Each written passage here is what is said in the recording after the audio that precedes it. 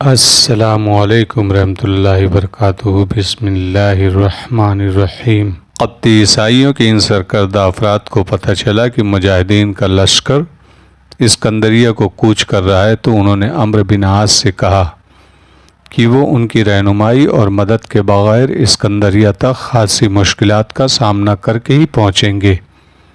بہتر ہے کہ ان میں سے کچھ افراد کو ساتھ لے لیں جو اس علاقے سے واقف ہیں اور اس علاقے کے قبطی عیسائیوں سے تعاون بھی حاصل کر سکتے ہیں۔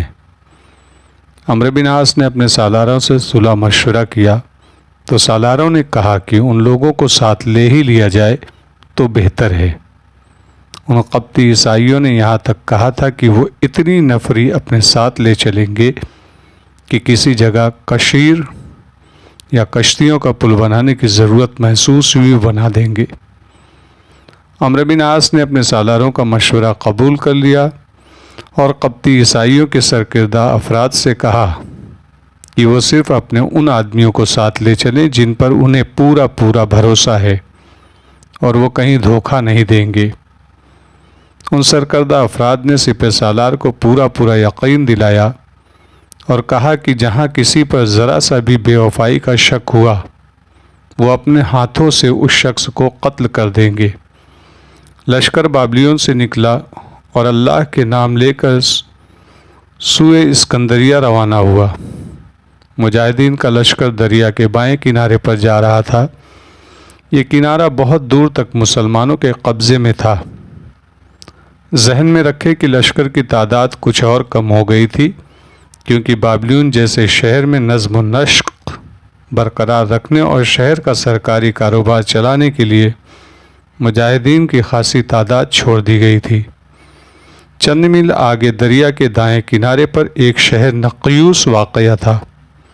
یہ قلعہ بند شہر تھا جس میں رومی فوج کی اچھی خاصی تعداد موجود تھی۔ یہ شہر دریا کے دوسرے کنارے پر آباد تھا۔ وہاں دریا کا پاٹ اور ہی زیادہ چوڑا ہو جاتا تھا۔ اس شہر کو نظر انداز کیا جا سکتا تھا۔ لشکر تو بائیں کنارے پر چلا جا رہا تھا اور اس کی منزل اسکندریہ تھی۔ کسی سالار نے یہ مشورہ دیا بھی کہ اس شہر کو نہ چھیڑا جائے۔ مشکل مسئلہ یہ درپیش تھا کہ اس شہر پر حملہ کرنے کے لیے دریا عبور کرنا تھا، جو کشتیوں کا پل بنا کر ہی کیا جا سکتا تھا۔ لیکن خطرہ یہ تھا کہ رومی تیروں اور پھینکنے والی برچھیوں سے مجاہدین کو دریا میں ہی رکھ لیتے۔ نہیں، عمرو بن عاص نے کہا، بے شک یہ شہر دریا کے پار ہے اور ہمارے کوچ کے راستے کی رکاوٹ نہیں، لیکن اسے ہم نظر انداز کر گئے تو اس کا مطلب یہ ہوگا کہ ہم اپنے پیچھے ایک خطرہ چھوڑ چلے ہیں جو کسی مشکل مقام پر عقب سے ہم پر آ پڑے گا اور اس صورت میں ہمیں زیادہ نقصان اٹھانا پڑے گا اور ہو سکتا ہے ہم پیش قدمی کر ہی نہ سکے۔ اس شہر پر حملہ ضروری ہے۔ معلوم نہیں کہ سپہ سالار عمرو بن عاص جانتے تھے یا نہیں کہ رومی فوج زندہ و بیدار ہے اور اس کے کمانڈروں کو معلوم ہے کہ مسلمان اب اسکندریہ کی طرف پیش قدمی کریں گے۔ رومیوں نے اپنی بیداری اور تیاری کا مظاہرہ اس طرح کیا کہ یہ شہر نقیوس ابھی کچھ دور تھا کہ رومی فوج مجاہدین کے لشکر کے مقابلے کے لیے بائیں کنارے پر آ گئی، جس سے مسلمانوں کا دریا پار کرنے کا مسئلہ ختم ہو گیا۔ یہ ایک مقام تھا جو اس زمانے میں ترنوت کہلاتا تھا۔ نقیوس کے دفاع میں جو جرنیل وہاں موجود تھا اسے اطلاع مل گئی تھی کہ مجاہدین کا لشکر آ رہا ہے۔ اس نے اپنی اچھی خاصی نفری کشتیوں کے ذریعے دریا کے بائیں کنارے پر پہنچا دی کہ یہ دستے مجاہدین کے لشکر کو روکے یا انہیں وہیں کمزور کر دیں۔ یہ کارروائی دراصل نقیوس شہر کی دفاع کی کارروائی تھی۔ اس مقام پر رومیوں اور مجاہدین کا تصادم ہوا۔ عمرو بن عاص نے خاص طور پر محسوس کیا کہ رومیوں کا حوصلہ تر و تازہ ہے اور ان میں لڑنے کا جذبہ از سر نو پیدا ہو گیا ہے۔ یہ آمنے سامنے کی لڑائی تھی اور رومی بڑھ چڑھ کر حملہ کر رہے تھے۔ لشکر چونکہ پیش قدمی کر رہا تھا، اس لیے سپہ سالار نے اس کے بائیں پہلو کی حفاظت کے لیے ایک زیادہ نفری کا دستہ بائیں طرف بھیج رکھا تھا۔ جو لشکر کے ساتھ ساتھ پیش قدمی کر رہا تھا۔ لشکر اور اس دستے کے درمیان خاصا فاصلہ تھا۔ عمرو بن عاص نے دیکھا کہ رومی سیاہ مانوں میں بہادری سے لڑ رہے ہیں اور ان کے قدم اکھاڑنے میں کچھ مشکل پیش آئے گی۔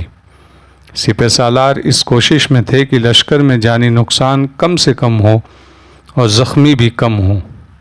انہوں نے قاصد کو دوڑایا کہ وہ بائیں پہلو والے دستے سے کہیں کہ آگے جا کر عقب سے رومیوں پر حملہ کرے۔ وہ زمین نصیب و فراز والی تھی، کچھ علاقہ جنگلاتی تھا اور کچھ چٹانیں، ٹیکریاں وغیرہ بھی تھی۔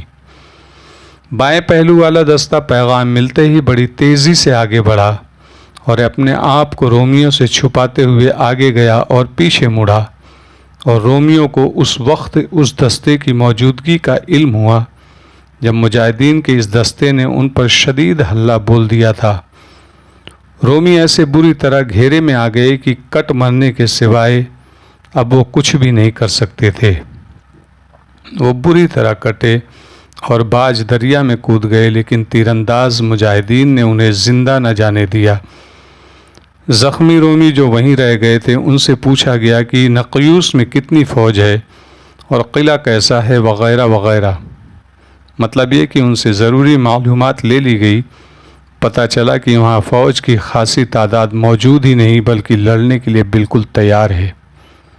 سپہ سالار عمرو بن عاص نے اس لڑائی سے کامیابی سے فارغ ہو کر سالاروں کو حکم دے دیا کہ نقیوس پر حملہ کیا جائے گا اور دریا کشتیوں کے پل سے پار کریں گے۔ چونکہ یہ کنارہ مسلمانوں کے قبضے میں تھا، اس لیے ایک تو جگہ جگہ کشتیاں موجود تھی اور کچھ کشتیاں ساتھ ساتھ چلی آ رہی تھی۔ دریا پار کرنا کوئی آسان کام نہیں تھا، لیکن قبطی عیسائی کہتے تھے کہ وہ دریا پار کروائیں گے۔ دریا تو پار کیا جا سکتا تھا، لیکن خطرہ کچھ اور تھا۔ وہ یہ کہ رومی فوج نقیوس سے نکل کر کنارے پر آ جاتی اور اس کے تیر انداز کشتیوں پر دریا میں ہی مجاہدین پر تیروں کا مینہ برسا دیتی اور اس طرح بامشکل آدھا لشکر دوسرے کنارے تک پہنچ سکتا۔ اس خطرے کی پیش بندی بھی کرنی تھی جو سپہ سالار نے کر دی تھی، لیکن خطرہ موجود تھا۔ بہرحال خطرہ تو مول لینا ہی تھا، اور عمرو بن عاص خطرے مول لینے میں ہی شہرت رکھتے تھے۔ اسے بھی ہم اللہ کی مدد کہیں گے کہ نقیوس کے رومی جرنیل کے دماغ میں ایک دفاعی اسکیم آ گئی۔ اسے اطلاع مل گئی تھی کہ اس نے جو دستے مجاہدین کو روکنے کے لیے ترنوت بھیجے تھے وہ بری طرح کٹ گئے ہیں اور مسلمان بڑھے چلے آ رہے ہیں۔ جرنیل نے اپنے جونیئر کمانڈروں کو بلایا۔ اب ان مسلمانوں کو روکنا اور زیادہ ضروری ہو گیا ہے۔ جرنیل نے کہا، اگر ہم نے انہیں نہ روکا تو آگے جا کر ان کا لشکر چھوٹے چھوٹے قصبوں اور دیہات کو تحقیق کرتا جائے گا اور لوگ ان کی اطاعت قبول کر لیں گے۔ ہمارے لوگوں کو یہ خبر مل جائے گی کہ ہماری فوج ترنوت میں بہت بری شکست کھا چکی ہے۔ آج رات کشتیوں سے دریا پار کیا جائے گا اور صبح تک ہمارے دستے دوسرے کنارے پر مسلمانوں کے راستے میں تیار موجود ہوں گے۔ بجائے اس کے کہ مجاہدین دریا پار کرتے، رومیوں نے دریا پار کرنے کا فیصلہ کر لیا، لیکن رومی فوج رات ہی دریا پار نہ کر سکی۔ اس کی وجہ یہ تھی کہ ان دنوں دریا طغیانی میں تو نہیں تھا، لیکن دریا کا جوش و خروش ایسا تھا کہ وہ کشتیوں کو اس رفتار سے آگے بڑھنے ہی نہیں دیتا تھا جس کی توقع رکھی گئی تھی۔ اس طرح رومیوں کے لیے صبح تک بائیں کنارے تک پہنچنا مشکل ہو گیا۔ مجاہدین نے ترنوت سے کچھ آگے رات بھر کے لیے پڑاؤ کیا تھا، لیکن فجر کی نماز سے فارغ ہوتے ہی کچھ کر گئے۔ دور سے ہی انہوں نے دیکھا کہ قلعہ نقیوس کے بالمقابل کشتیوں کا ایک بہت بڑا بیڑا دریا پار کر رہا ہے اور کچھ کشتیاں کنارے لگ چکی ہیں اور رومی فوج کود کود کر کنارے پر آ رہی ہے۔ سپہ سالار سمجھ گیا کہ رومی ایک بار پھر ان کے راستے میں حائل ہو رہے ہیں۔ سپہ سالار نے حملے کا حکم دے دیا اور یہ دیکھ کر کہ کشتیوں کی زیادہ تر تعداد ابھی دریا میں ہے، تمام تیر اندازوں سے کہا کہ وہ ان کشتیوں پر تیروں کی بوچھاڑیں پھینکے۔ مجاہدین بڑی ہی تیزی سے پہنچ گئے۔ پہلے ان رومیوں کو گھیرا جو کشتیوں سے اتر آئے تھے۔ ان کی تعداد بہت تھوڑی تھی۔ وہ واپس کشتیوں کی طرف بھاگنے لگے، لیکن مجاہدین ان پر جا ٹوٹے اور بڑی آسانی سے انہیں کاٹ کر رکھ دیا۔